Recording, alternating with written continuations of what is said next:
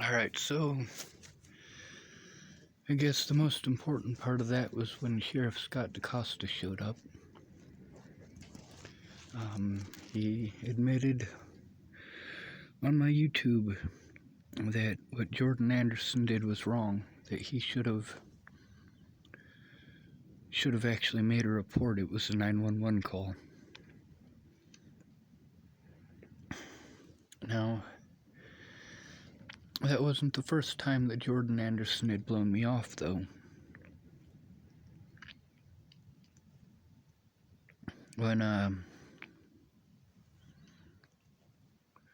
When my grandma's funeral came about, that's when Jordan Anderson just outright didn't do his job. Just like the 2 times before Natalie died.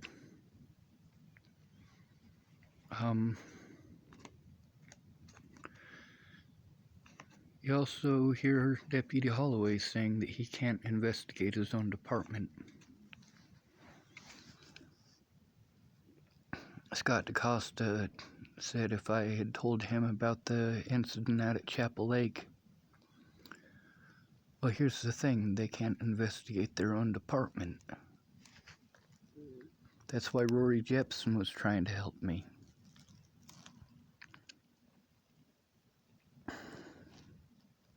I mean, who do you take it to? You have to have a civil lawyer when a police officer breaks the law? Why were we paying Jordan Anderson?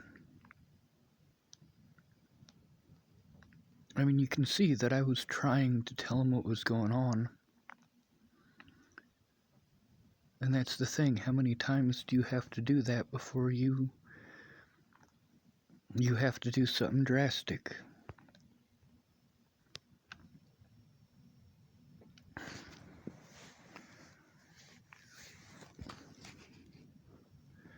When Cody Selhorst was just gonna watch me die, and then I went to leave Chapel Lake, he took me down to the police station and I spoke with him for about 3.5 hours, and that should be recorded on his body camera. Hopefully the FBI will do something. I've made hundreds of calls to them. But, that's not even all of it.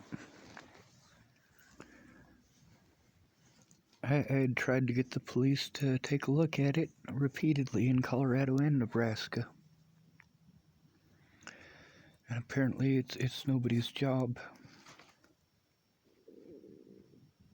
So, Cody Selhorst, I had 2 other interactions with him. One interaction is when he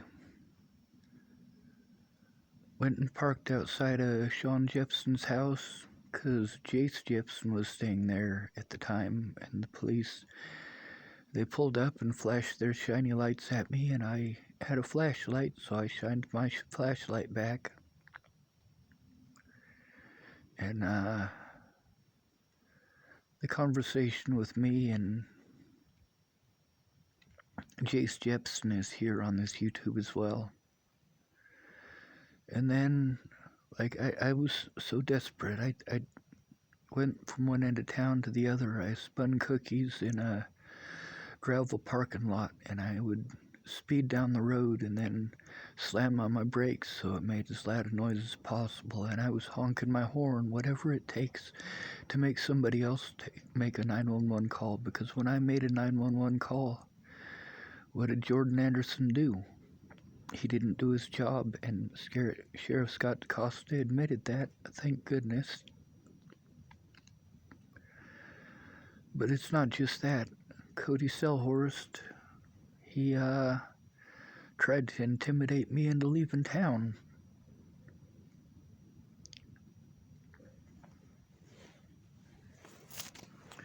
And that's what sucks about Cody Selhorst being in South Dakota, is that he cannot be pursued by the law because it's a different jurisdiction. He shouldn't be allowed to be a police officer after that. Neither should Jordan Anderson.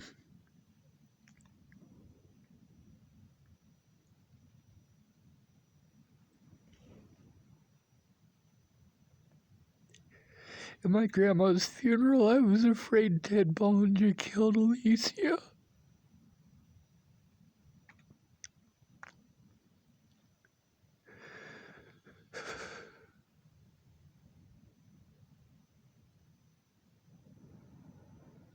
I was doing my best to hold it together.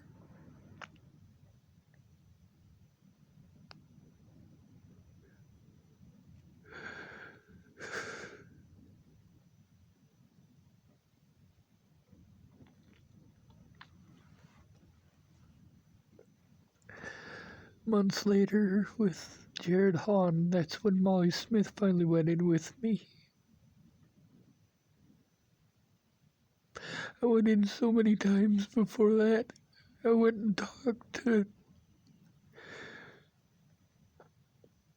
Joel J. He's the county attorney.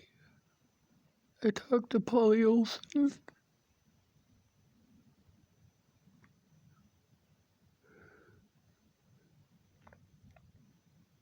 I told Cody Selhorst about the threats